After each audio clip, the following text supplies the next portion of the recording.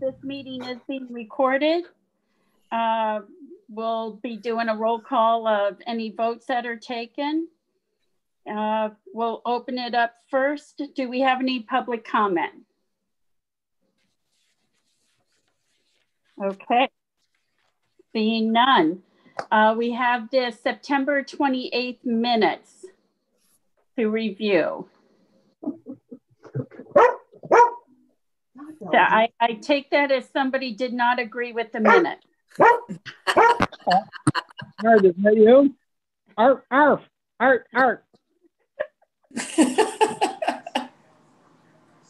Oh, good golly. This is Terry. I thought it was okay, except I was just not sure if we really needed that last sentence there, whatever, that paragraph about the meeting was being cut short. I have to abstain. We actually have to mark that I was not present, but I think if we're going to do an accurate thing in case somebody tried to log in after the fact, they would know why, you know, it ended early. But I defer to you guys. We did run it. We did rush at the end, but I don't know that we didn't finish our business. Okay. I mean, I don't mind the statement being there, but I think it makes it sound like maybe we didn't finish the business, and I don't know that we left any business undone. Did anyone feel like we left anything undone? No. Oh, we get it all No, done. I think we did it all. Okay. So it was rushed at the end, but it was a complete meeting, and that kind of makes it sound like it wasn't. That's my concern with that comment. I think it would make Doug look a lot better if we got rid of it. That's just what I was going to say. Well, then we have And to. that's a worthy reason. Dude, that's a heavy lift to make me look good. Look, I had a couple comments about the minutes. Linda, you weren't present, correct? Correct. Okay, I think on the top of the minutes you were listed as present. That is correct. John Veal might be in that same category, I'm not sure. Correct. He was not. Do we know whether the meeting was actually recorded or not? Because there was some question after the meeting because it got cut short and we had that issue. Do we know if it was actually recorded? I believe it was recorded. Okay. I do too. Okay, just a couple of minor things, but you know, I think Terry's slipping here a little bit. On the building inspector discussion, there was a motion to table. And I think I was the first one to vote. Roll call, I voted yes to table. It just doesn't mention that I voted yes specifically. Oh. You're right, that's missing. And the other issue I have is on the discussion with Randy Brown. One of the things that he talked about was written as the MSH compliance, which nobody probably has a clue what that means, especially outside of this circle. But that was, I believe it was municipal stormwater something. Stormwater management, maybe. Yeah, I'm not even sure the H is what's supposed to be in there. But the point is, in the future, I'd like the minutes to spell out what that actually stands for example, because people have no clue. I agree. We could easily forget ourselves in a short period of time. Hey, Art, when was that last meeting, the date? You know, I don't have it right in front of me. The second? 18th, maybe? That's what the minutes say. September 28th? September 28th. Yeah. Mm-hmm. I have the recording of that meeting. Yeah, okay, 28th, right? Yeah, You do, okay. No video, but we have the audio, I think. Okay, so those were my issues. Good. I was just checking Art to see if anybody else was paying attention. That's a very nice try, Terry. We appreciate it. Anybody else have anything that they would like to amend in those minutes? Can you check on Monday? Do we need, should it list that Randy and Kyle were there under other?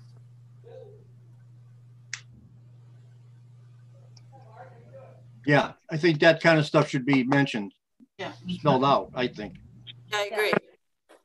especially are if they're correct. almost like an agenda item. Oh, I'm not sure that they were it. But yeah, they should be mentioned, I think. I think I'll that's ask- correct, because that way, if somebody is just looking at it for the first time or not familiar with it, it's no different than the acronym. If you don't know the acronym, you don't know what they're referring to. And this way it does show that they were present and what their title is. I think that's a great suggestion. Okay. Do we also need to record who else joined the meetings that wasn't a part of the actual presentation, but was just there sort of listening? Should that be on here as well? Laura, do you guys have that information? No, I don't think that they were just listening. We've ever listed it, you know, Okay. but I'm not 100%, you know. I just didn't know if we had to list out all of the participants. Because if we're in person, do they have to sign in? Or is it just, it's an open meeting so they can just show up? They have to sign in. Okay. Okay.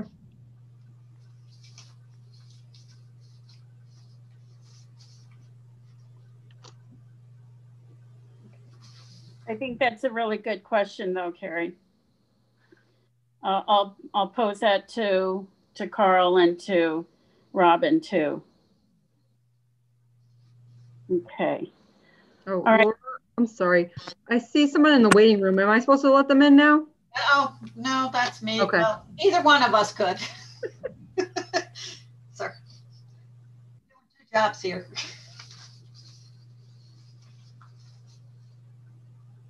I hear you knocking, but you can't come in. All right. Are there any other amendments to the minutes of September 28th? Okay. Can I get a motion to accept the minutes as amended? So moved. Thank you, Bob. Second? Second. Thank you, Art. Okay. Art, we're voting to approve the minutes as amended. Art, yes. Okay. Bob? Yes. Terry? Yes. Okay. Sorry, I'll call you Mish from now on. Karen? Yes. Sheila?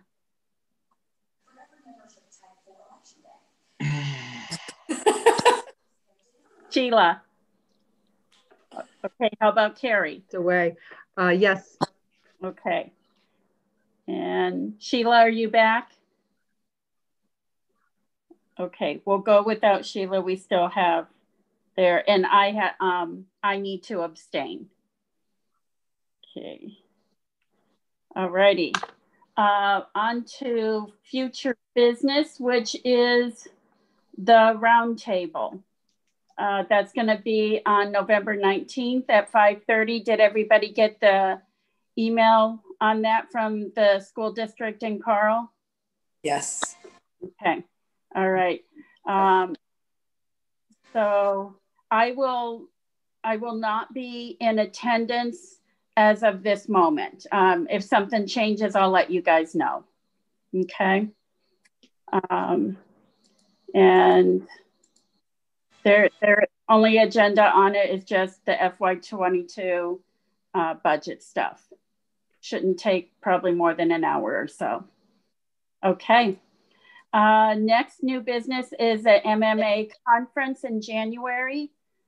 Just giving you guys a heads up. It's the 21st and 22nd. They are going virtual with it. So think it over. And then if we're going to register, we'll see if Robin just wants to register all of us and handle it that way, or if she wants us to individually register. And Linda? Yep. I'm sorry, my mom's on the call. I gotta go. Okay. All right.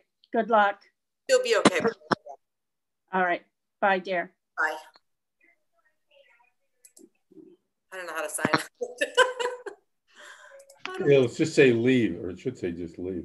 Yeah, usually there's like she'll be fine. I just got a call from her assisted living facility. She's with a nurse. She'll be all right, but I don't know how to leave. Move your cursor. It should be in the lower right-hand corner.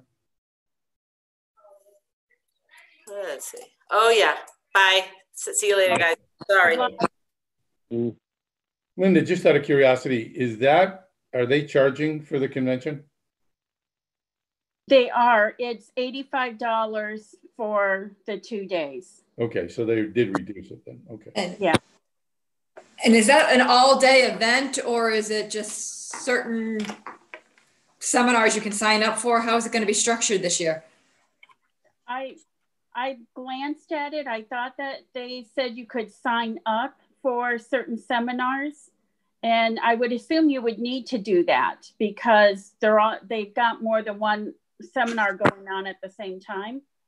So I believe you do have to register for the event as a whole and then sign up for whatever seminars you're going to attend. Okay. I'll double check on all that too. I just want people to get the dates and know that we're traveling to Boston this year. Everything is done over the internet. I can't get dinner over the internet. What's that, Terry? No, Terry. I can't get dinner over the internet. No, you are denied in your request. You can make dinner for us though, Terry. Nah, you don't want it. You can make reservations. Not finance committee people were poisoned tonight. They're looking for new people. Anyway. Oh gosh. All right. Doug also attached the MMA. I think it was a website. Yep. So you guys can check that out. I'd say before the next meeting, let's check that out and get an idea of who's going to be available to attend. Okay. All right. Because we have, I believe the building inspector signed in, should we let them, well, sorry, let me back it up. Is there anything else under new business? Okay. If you guys don't mind, why don't we just go right to the building inspector under old business and let him just update us on the purchase price for the oh gosh, the complaint tracking. So if you don't mind, Kyle, I'll just turn it over to you. Sure.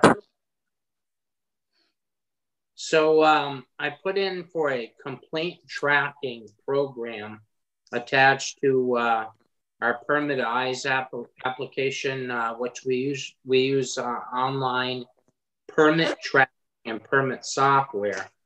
I had in my budget a touchscreen plan review table, which I thought was very, extravagant. Kind of something I didn't need. I'm used to dealing with paper plans, something I've worked in other cities and municipalities, something really not needed. I felt the better way to expend that money was to go with a complaint tracking software module added to the current Permit Eyes system, which would allow me to track zoning complaints, other building complaints, stuff I see in the field. For instance, last week we ended up condemning a house, the Board of Health and I, and it would allow you to enter the address, enter the time you were there, enter police calls when police or fire call in, if a tree strikes a house.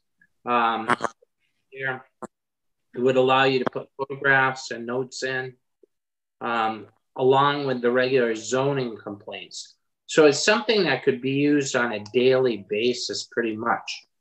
It allows you to track it by address.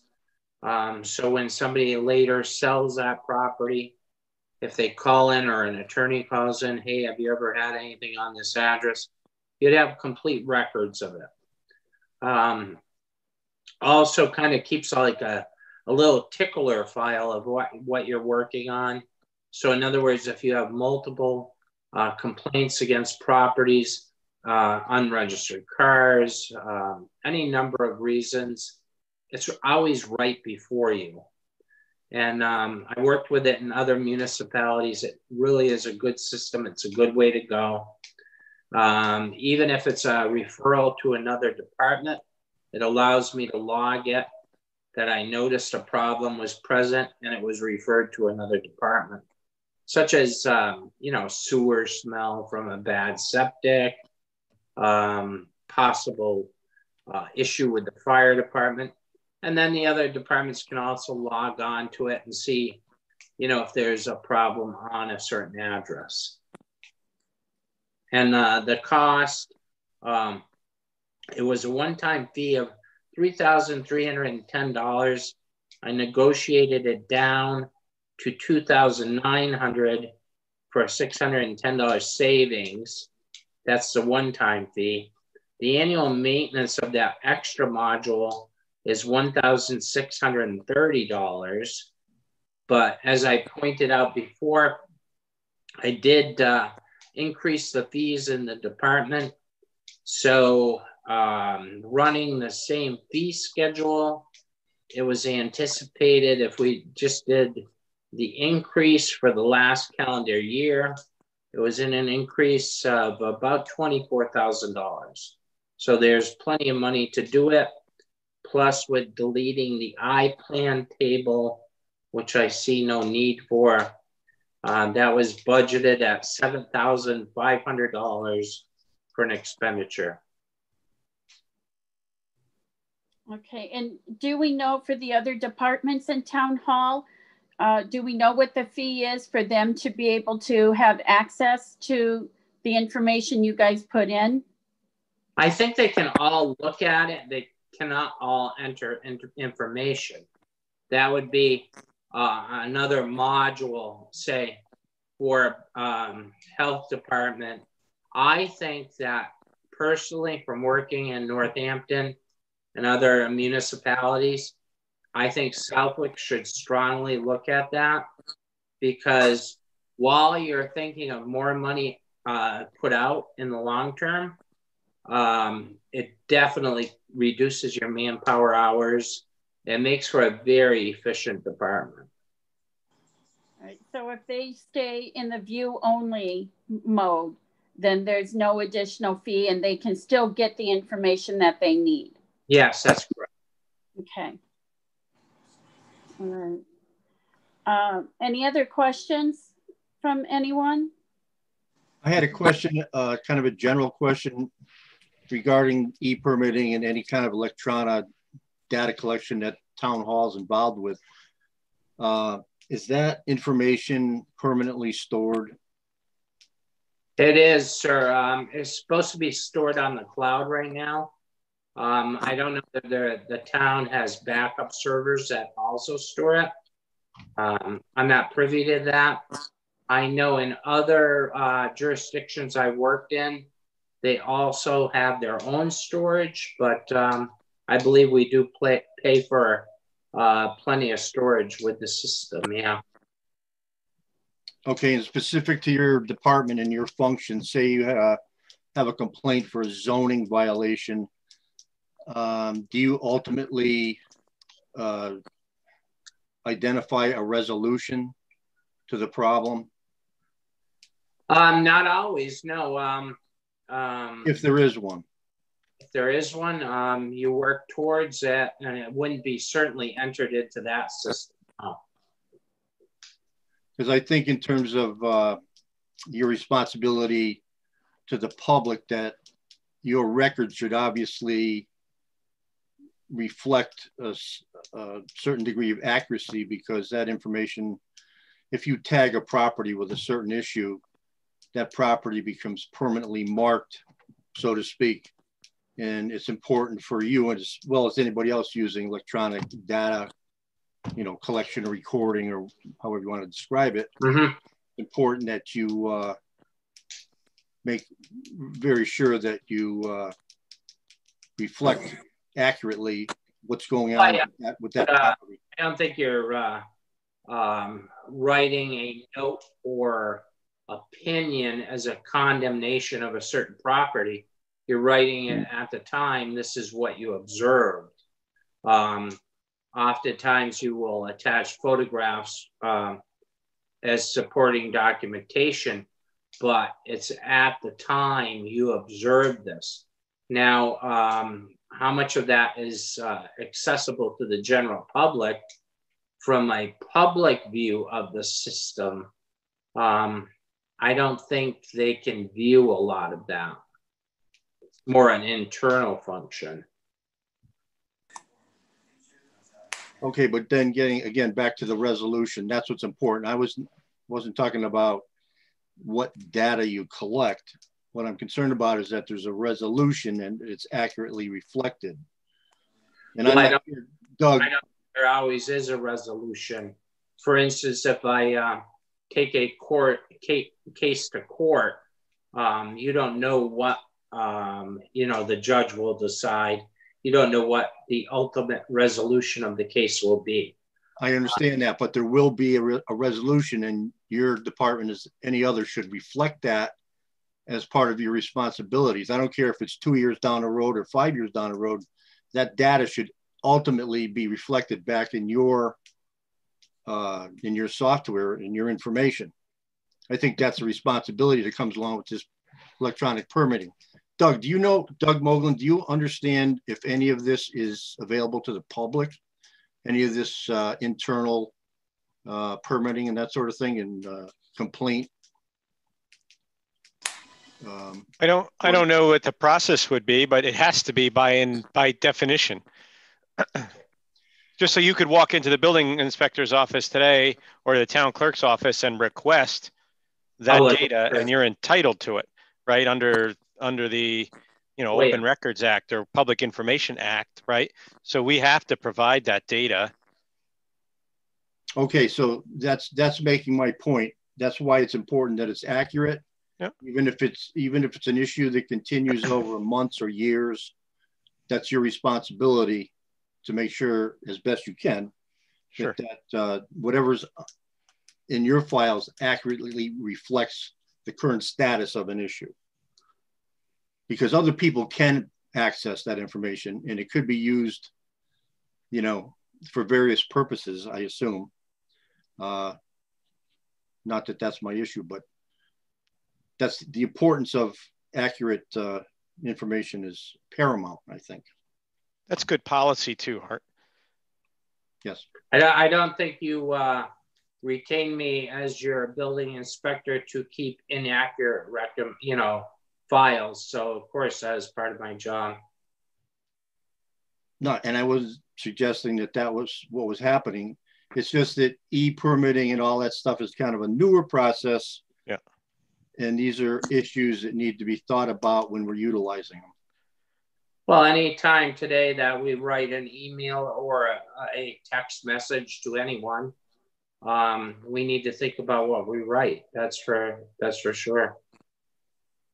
Yeah. Okay. Thank you.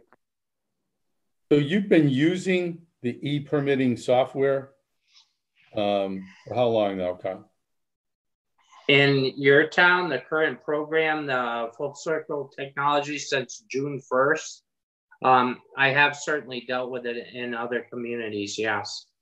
Okay, so Full Circle is the name of the software? That's the one you use, yes. Okay, and is that who also does the complaint tracking software? Yes, it's a different module. It's an add to what you currently have. It seems to be quite adequate. So how many modules does Circle produce?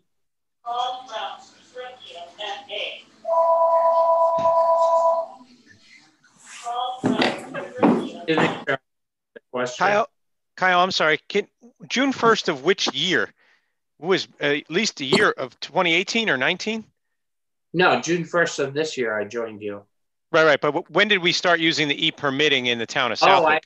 I believe it was 6 years prior to me. It's been a while. I think it. Yeah. I can't remember whether they had just started when I started or it had been going for a while. But I've known them. I've dealt with other programs. I've dealt with Viewpoint, Geo. I mean, they're all kind of the same. I like this one. It's pretty simple, actually. There's not a lot of quirks with it. You know, it's a decent program. Okay. My point is, or what I'm trying to get to is, I know from my own personal experience, it's better to buy everything at once than to buy it piecemeal. So if you've got e-permits, you know, should we, and obviously, you know, this wasn't in your purview at the time, but should we have looked at the complaint software then? Are there other modules that we should be looking at now in conjunction with this? How many e-permits do we normally process in a year? I think Southwick does about 400 plus in that range. Complaint tracking does a lot of your day-to-day stuff. So that if you have an ongoing problem with one property, for instance, I have a guy that stockpiles cars. I go out there. It allows me to log the date, when I went out there, the photographs I took at that time. So if this all goes to court on this gentleman, it allows me to print a comprehensive report and then let me track what I did. You can do the same thing with handwritten notes, for sure. Yeah, I mean, you can do it with email and attachments too. I mean, it's not, you know, I mean, it's certainly it's probably not as clean and as neat as the software package. I understand that part, but yeah. Also write a person tickets. If I go out there, I can ticket the person automatically. It will then be sent down to the collector treasurer automatically instead of the need for a manual ticket. Okay. You said the cost of the unit was $3,310 and you got them down to $2,900. So that's a difference of, you know, $600. $410, not $600, I think. Correct? Oh, okay. Yeah. Okay. And the other aspect was you said that was going to add $1,630 in maintenance. Your subscription for the program. That's almost half the cost, or that's actually more than half the cost of the program every year. I don't believe so. Well, if the program's $2,900 and that's $1,530. A payment of $6,000 something currently. I'm sorry? 6,000 plus. What are you talking about? For the annual Full Circle Technologies. Yeah. Yeah. We're paying them $6,000 a year now? I believe so, yeah. For the e-permitting. Right. Yeah. This is as a service, Bob. We didn't, you buy the installation and the setup, but you don't buy the software. It's hosted, so you're licensing it per year. It's like your Office 365 these days, right? You don't actually buy the software, you pay to use it over a period of time. It's as a service. So the fee that he gave you is, as I understand it, and I didn't write the number down, but there was a setup and initiation fee, and then there's the annual license fee. Same thing with e-permitting. We paid a fee to set it up, and then we pay an ongoing license fee per year to keep it. And you're paying $6,000 a year for the e-permitting now, Laura? I'd have to look up exactly what it is, but yeah, I would say it's about that. And what was the cost of the original software? Do you anybody have any idea with that? Right now, what we pay is $6,075 annually for the permitting.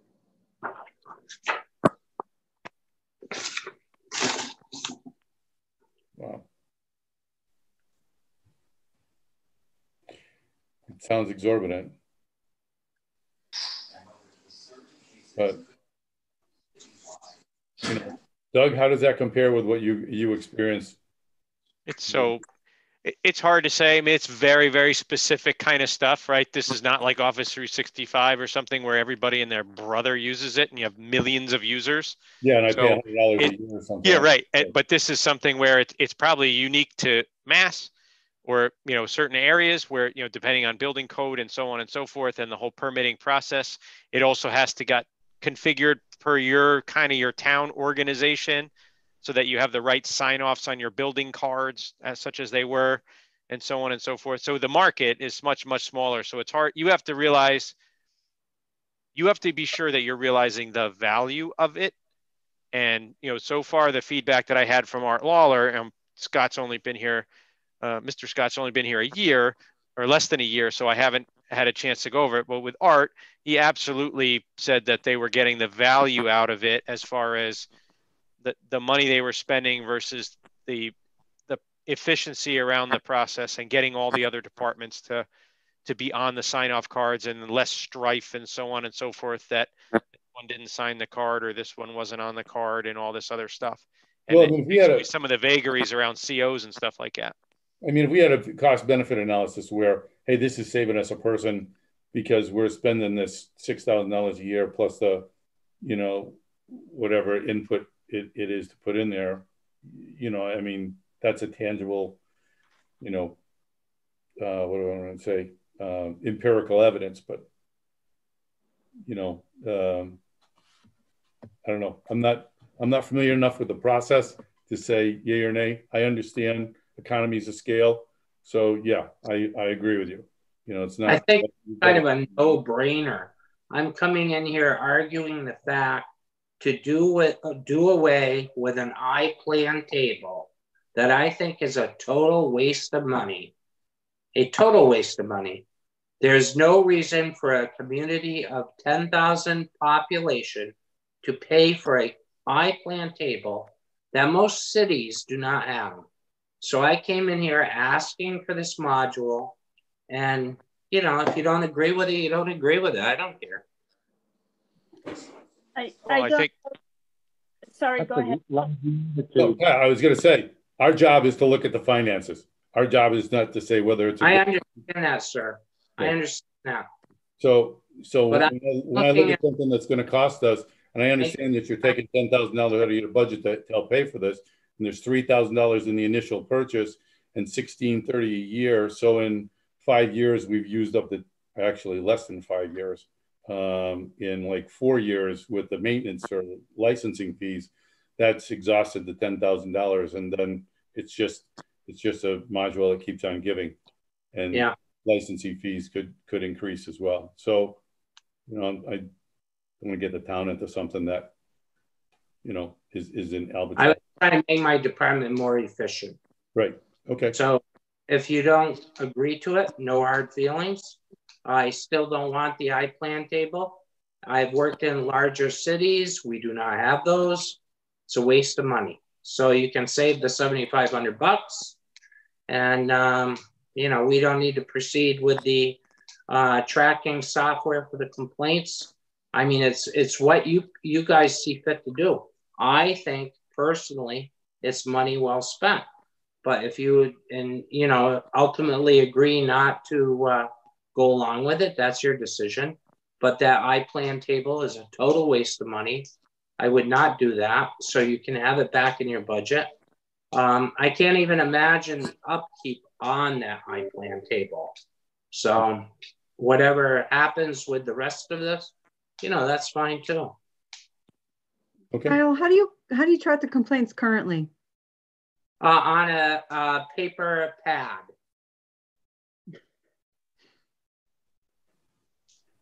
And so, is that part of that public document that you guys? Well, you can imagine. So what I do is I go to the secretary. which we just hired a new one. So that's kind of a different ball game too. And I say, hey, can you go pull this file? And, you know, it's cumbersome, it certainly is. Where normally you could hit a button and you could find out all the complaints on a particular property. So. Well, the retroactive, if you did move forward with this, would all of the previous complaints be digitized and put into that? Oh, I don't know about that one. I doubt it, truthfully. I think it would be kind of a move forward type of situation. You know, I don't think they'd be able to do that. I probably manually could go through and do a lot of them. But for one thing, for instance, we have Airbnb complaints. They happen, you know, several times a week on some properties. You'd probably have to go through and log your last ones. Is that something though, Kyle, that the secretary could do just little by little? Say that there are catch up, yeah. Especially if there's properties that you've already got a pretty big file on or are not involved yet, where you guys could get all that stuff in? For one thing, what I think this would do for you is ultimately when we get over COVID, if you have to take some of these things to court, what it does for you is it tracks it all. It tracks every time I looked at it. It tracks every photograph you took. And then you just basically go into court and you fire out a total report, which when you go into court, I don't know how many of you are familiar with it, but when I was working for Northampton, you'd go into court. The most common question a judge would ask, what's the last time you were at the property? And when did you see this occur? If you had all the documents, you'd be able to hand them a whole report. You know, so it is a nice, very nice tool for enforcement. Is it something you can do without? Well, perhaps, but Southwick is, you know, a growing community. It certainly is a very good tool. I mean, I highly recommend it. If you guys decide to go against it, it's fine. But in any case, I would never buy that iPlan table. I mean, I've been in big cities working. They don't have those, so. Okay. Right. Save money on that one. Any additional questions? Okay. All right. Art, since I wasn't here at the last meeting, can you help me out? Were we taking a vote on any of this today, or are we putting it on the agenda for the next meeting? Well, at the last meeting, we had tabled it so that we could find out more information about the request. Okay. And I think we've heard pretty much all the information that we're going to get regarding the request. So I don't see why it would be inappropriate to vote on the request tonight. Okay. Linda? Yes. I'm sorry to interrupt. I just wanted to, I mean, this came back in front of the select board, you know, and I think with the changing of the building inspector, I think it took a little bit of guts to basically, and I understand Kyle's position on the table. The table was budgeted by the previous building inspector for a couple of budgets, and it didn't get in, and last year it did get in. And then we just, you know, and then when Kyle came on board, he decided that it's extravagant for what he believes he needs to do his job. And, you know, and as part of him becoming more familiar in his role and what he sees, you know, being on board for several months to say, okay, well, you know, I'd like to eventually have this. So I would have, you know, expect to see something like this in a budget, in a future budget for discussion had everything gone forward anyway. So we thought it reasonable on the board to say, okay, point taken, Kyle, you don't see the need for this. The old building inspector is no longer here. So the, you know, a budget party can change, and we were going to reprogram those funds and make the request to come back here to, you know, to strategize this out. So, you know, kudos to Mr. Scott for saying, you know, okay, this, you know, he doesn't really need nor want this $7,000 expense. And then to kind of say, okay, well, you know, this is something that could be accounted for within the fee structure he has now and the budget structure. So I certainly appreciate it. I did read over the information, and I did look at it kind of maybe even a little longer down the road, is to eventually have some kind, and I don't know if it'll be this particular one or something similar, but a lot of towns, cities and towns have adopted kind of a 211 type of thing, which we do not do a very good job of today. When people contact the town, either through the website or by calling the select board's office, if you will, hey, a street light's out. Hey, there's this, there's that, and it doesn't get always routed correctly and followed through, to your point, Art, to its conclusion, including the feedback to the person who may report it if they wanted it, if we're able to follow up and it's something that we could follow up, right? So I think that eventually this ends up turning into something like that. This module is not just zoning, it is zoning complaints, but it can be much more than that. And it can become kind of a 211 type of thing. But I just wanted to get that out there. And, in Kyle's defense, I appreciate him coming up right away and going, look, if this thing was delivered, he probably would have used it and, probably, and not could have just said nothing, and we would have gone through the $7,500 expense. And then in a future outlying year, look at this building inspector's priorities as far as budgeting, but we would have already undertook the expense. So I appreciate that he did call that out and come back to us and then say, okay, can we reprogram some of these funds? Because this is something that I would like to do as the building inspector. Thank you. Thank you, Doug. Okay, if there's no further questions, we will do the roll call vote to approve the funding for the complaint tracking module for the $2,900 and having an annual fee of $1,630 and taking the iTable off of the budget. Okay, so I'll start with myself, and I am in favor of this. I vote yes. Art? Linda, do you want to make a motion and a second for that? Oh, good golly. Thank you, Bob. Yes, can I have a motion on that? So moved. Thank you, Bob. A second? I'll second. Thank you, Karen. Okay. So now that it's officially on the table for vote, I will vote yes. Art? Yes. Bob? Yes. Mr. Mish? Yes. Carrie? Yes. Karen? Yes. Okay. All right. It is unanimous with our board.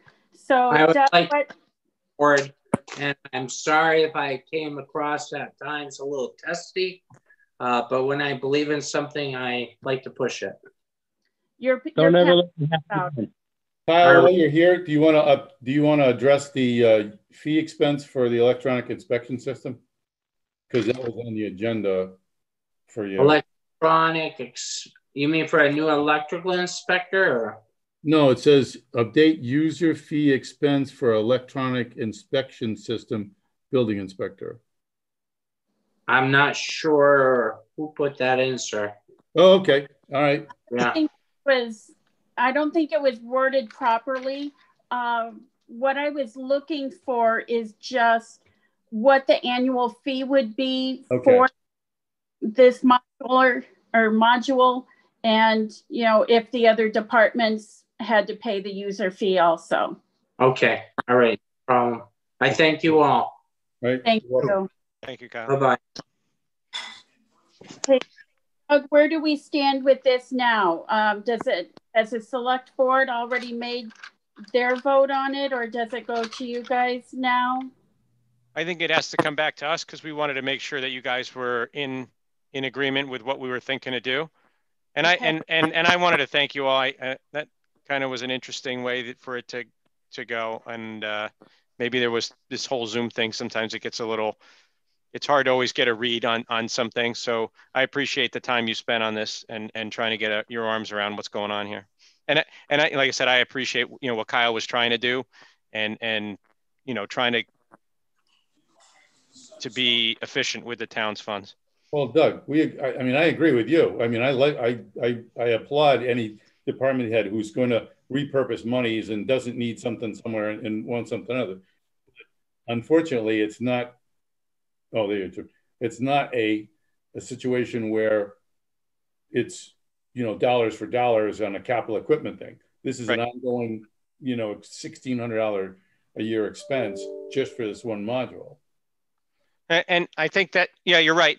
And it's it's getting, you know, Laura and I have been going over this for 2 years now about some IT type infrastructure stuff. This is a trend in general in the IT space, is that they're moving everything to a consistent revenue model versus you buy it and own it, right? The cost works out about the same. I'm sure if you, 10 years ago, if they had this and you went to buy it, it would have cost $6,000. And every 10, you know, every so many years, it's going to cost you the same amount of money again, right? Well, yeah. But instead, they just divide it by that and they just sell it to you for that year. It's just like your Office. You know, we talked about Office, right? Where, you know, you buy it for $60 a year, or you can buy it for $365, and you got to buy a new version every 6 years.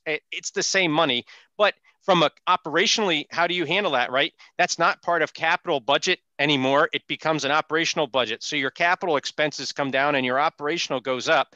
If you're in a business, there's all kinds of tax implications. Here, there aren't any, but it's going to affect budgeting as that goes, right?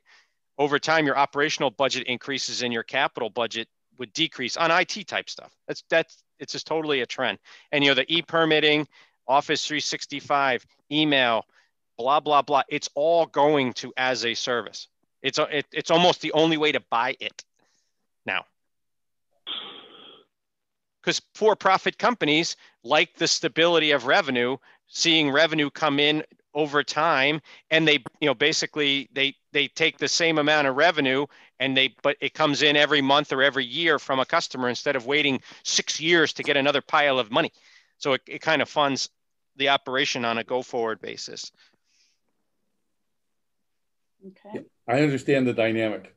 I look at a piece of equipment that's going to cost you, and you can look at it like this. I know, that's a hard thing. I get it. Can you imagine buying a car and paying, you know, $6,000 for or $3,000 for the car, and having to pay $1,600 a car for the privilege to use it?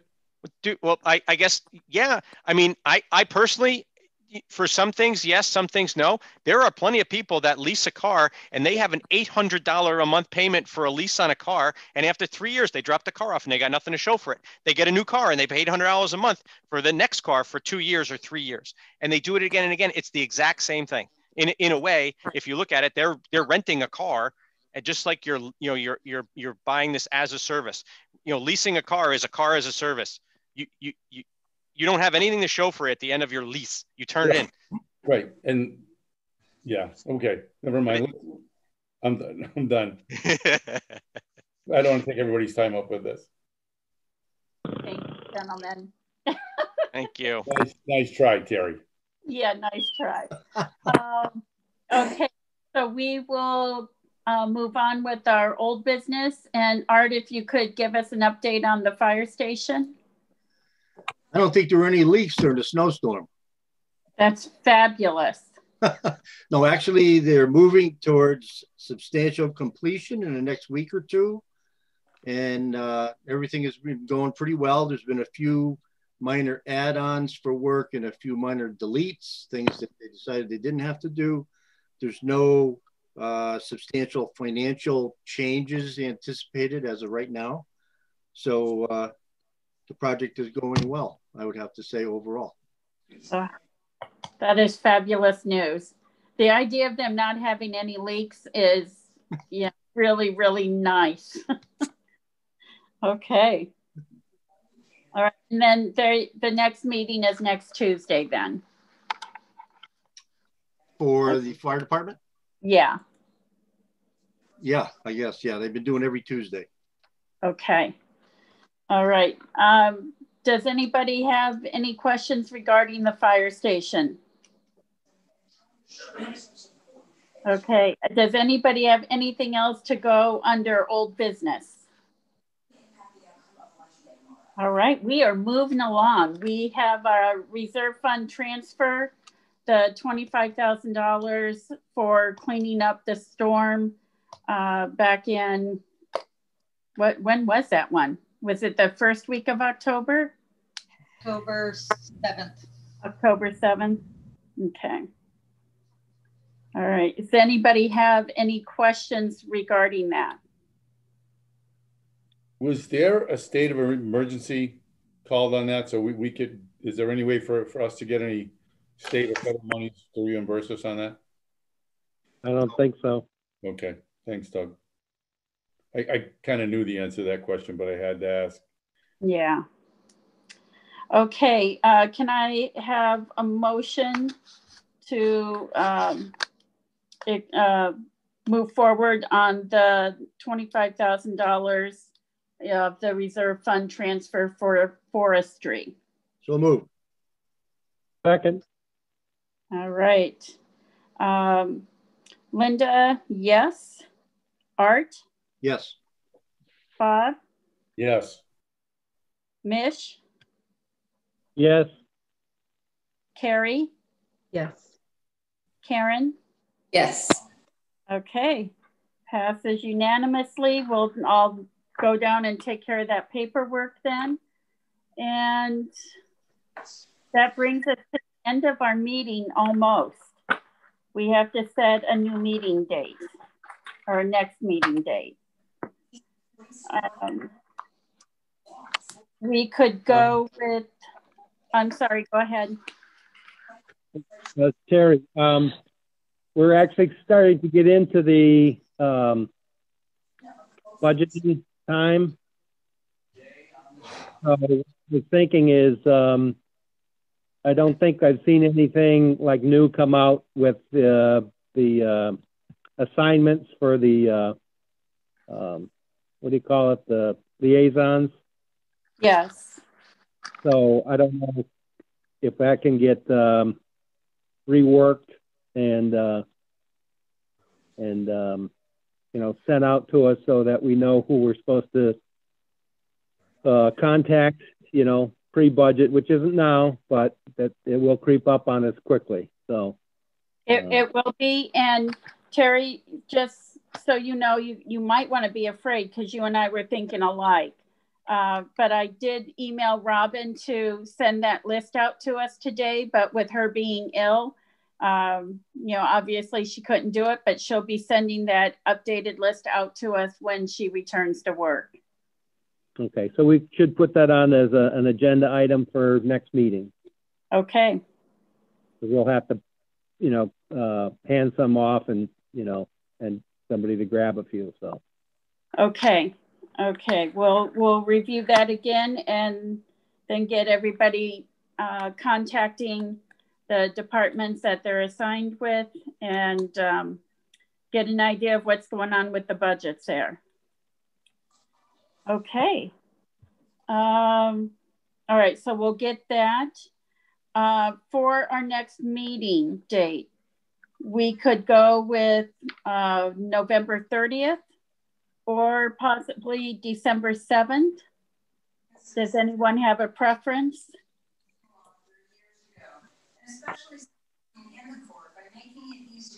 30th, I think would be good. I'm sorry, Terry. I would say the 30th would be good. Okay. All right, November 30th. Does anyone have a conflict with that? Okay, November 30th it is at 5:30. Okay. If there is nothing else that we need to discuss, can I get a motion to adjourn? So moved. Second. Okay. All right, Linda, yes. Art? Yes. Bob? Yes. Mish? Yes. Carrie? Yes. Karen? Yes. Okay, it is 6:28 and we are adjourned until Monday, November 30th at 5:30.